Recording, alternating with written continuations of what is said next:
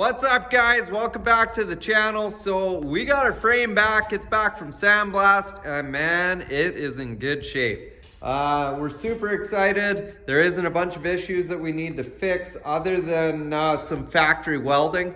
Obviously, they didn't really do the best job. So we're gonna fix some of the factory welds on this thing. And we are gonna put in the center brace on the frame. So we're gonna box it in. Now what I was going for is I looked at the SS frame, the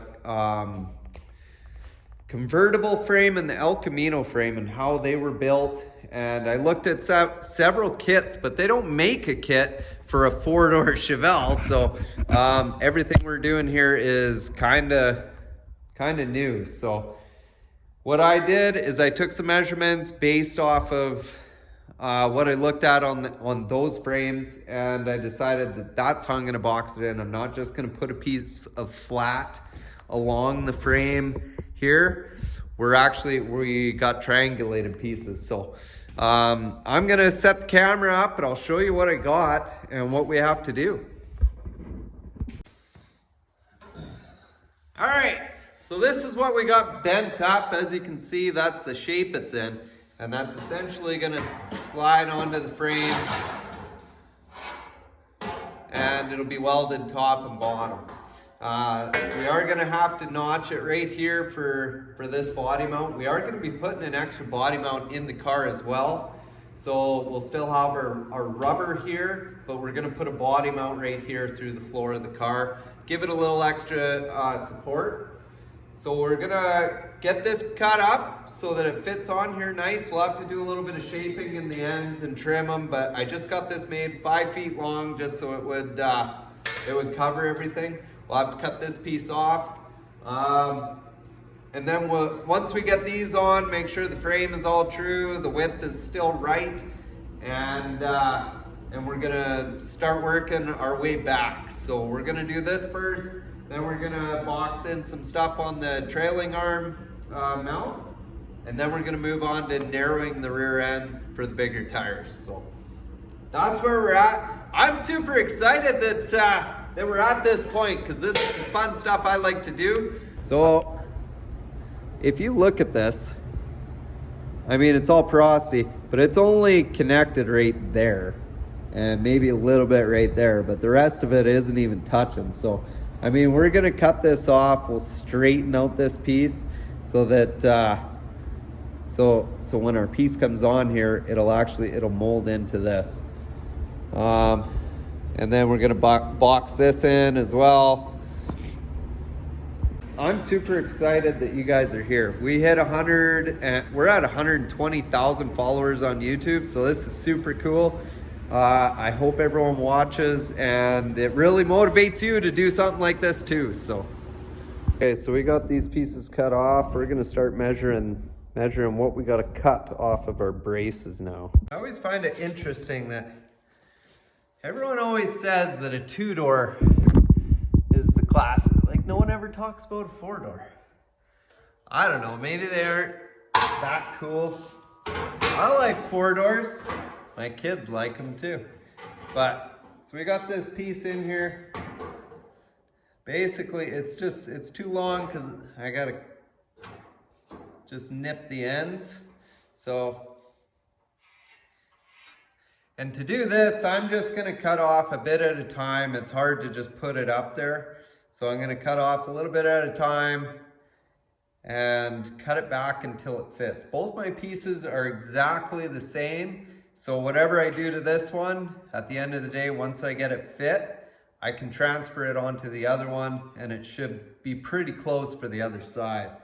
So I'm gonna get this marked up what I think needs to be cut. And I only got 2 of these made for as cheap. So I paid $86 for these 2 rails.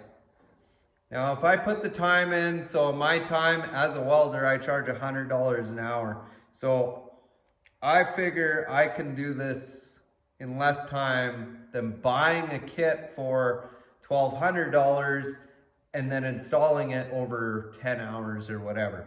So we're This is an experiment to see if I can save money. And I think I'm gonna.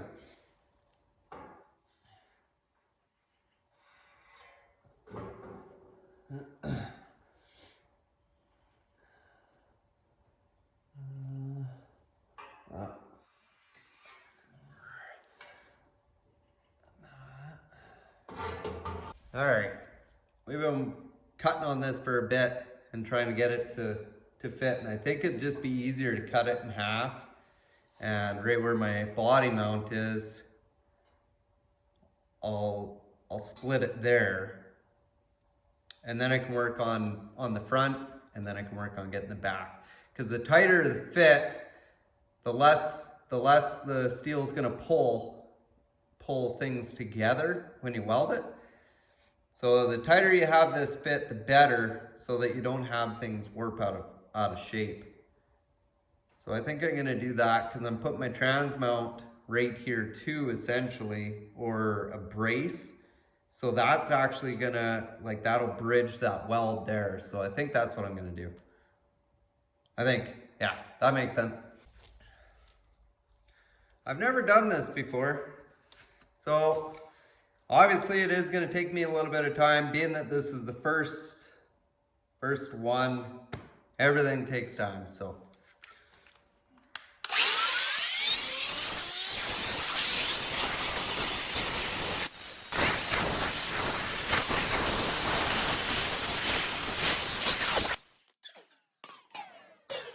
There, it's in a little bit more manageable piece. And now I can see exactly what I need to do to get it to where it needs to be, and dang it, there's a lot of work here. But hey, we're on this journey together. Let's see if we can make it work.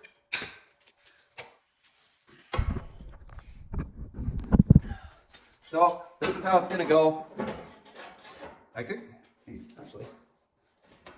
go inside. That would almost work better.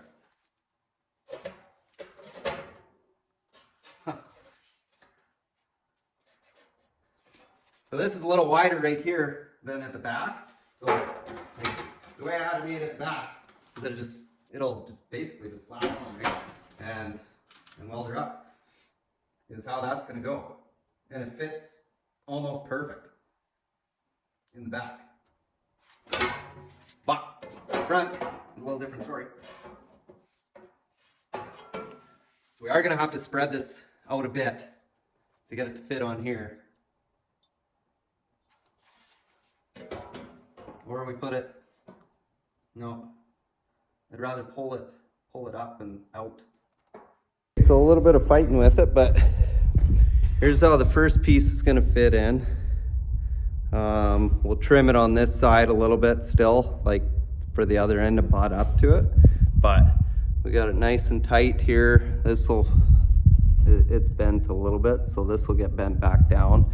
I did have to open it up a little bit more.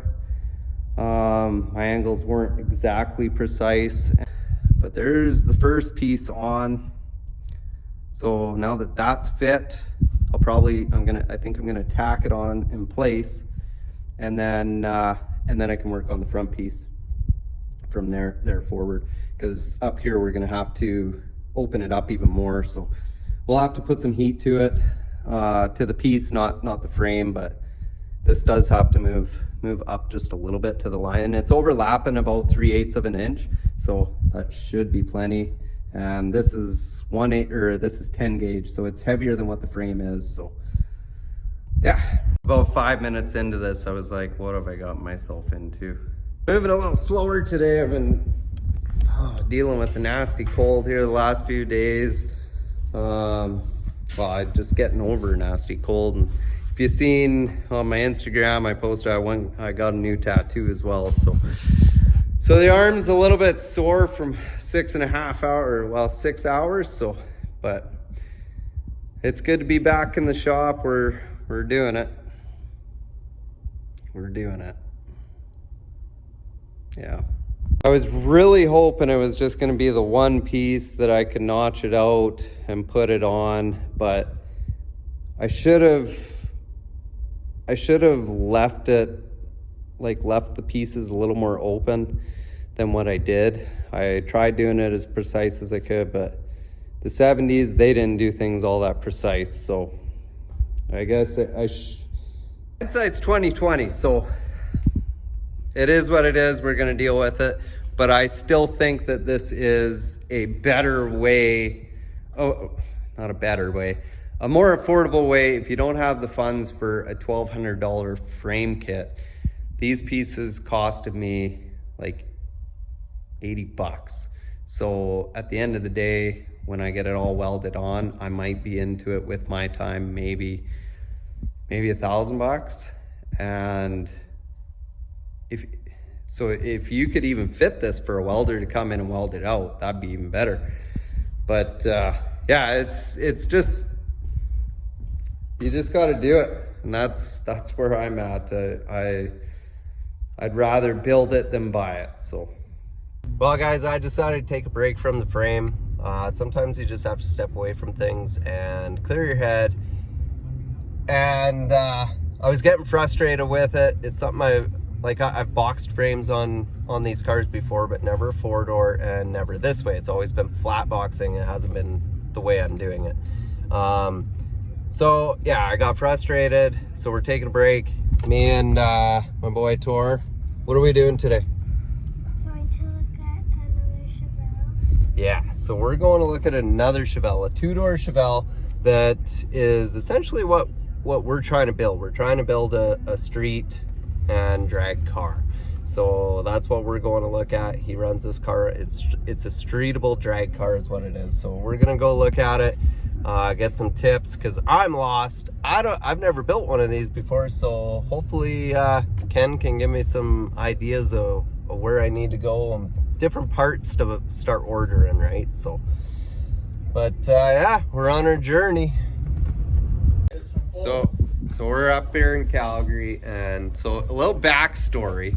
Drunk at a casino, and I met this guy, Ken, and we got talking about cars, that I was building a Chevelle, and then he got saying that he had the fastest Chevelle in Calgary. Oh, here we go, right? Yeah. So here we are. I'm here to see it. I've never built something like this, so it's really cool that he's offered to show me his car. I know there's a lot of secrets in racing and stuff like that, but he is super helpful and wants to help me succeed in my build. So we're gonna look at this car, which is beautiful, by the way. And all guys gotta stick together, right? So. Yeah. That's a race car. This is a race car, guys. So yeah, we're gonna have a look at it and get some ideas of what we gotta do.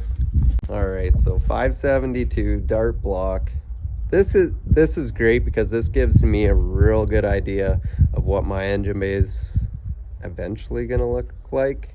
Not giving too much away because you guys don't know what I'm ending up with, but like for my roll bars that come in here and all that stuff, and it really shows how much room I got to work with, and whether I'm gonna put inner fenders in it, stuff like that.